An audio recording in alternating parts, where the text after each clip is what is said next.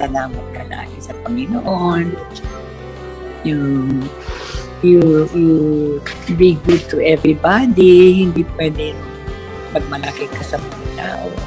You be humble all the time. Batikang aktres at kilala bilang unang Queen of Philippine Cinema na si Miss Gloria Romero, pumanaw na ngayong araw sa edad na 71. Ito ay kinumpirma ng aktres na si Lovely Rivero sa pamamagitan ng kanyang Facebook post kung saan inihayag niya ang kanyang pakikiramay sa pamilya ni Miss Gloria Romero.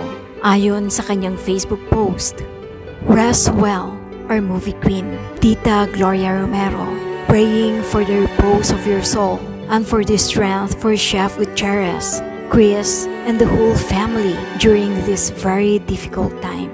Si Miss Gloria Romero na isinilang noong Gloria Ann Voriego Gala ay naging isa sa mahaligi ng Philippine entertainment industry. Siya ay hinangaan sa kanyang husay sa pagganap at angking karisma na nagbigay buhay sa maraming iconic na pelikula noong panahon ng Golden Age of Philippine cinema.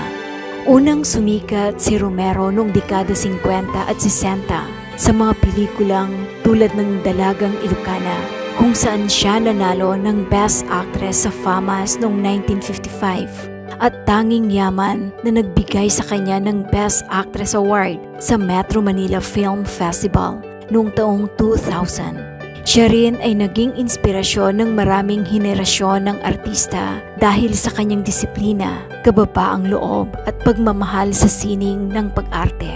Samantala, nagpaabot ng pakikiramay ang mga kasamahan sa industriya, fans at mga kaibigan ng aktres sa social media. Ayon sa kanila, si Gloria Romero ay hindi lamang isang reyna sa pelikula, kundi isang tunay na huwaran ng kabutihan at profesionalismo. Patuloy na ipinapaabot ng publiko ang kanilang dasal para sa kanyang pamilya sa panahon ng pagdadalamhati.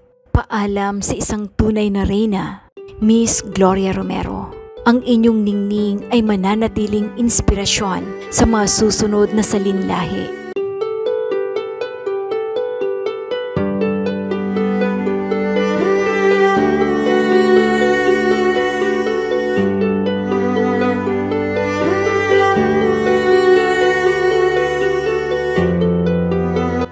Mag-subscribe at i-click ang notification bell para sa mga susunod na video updates.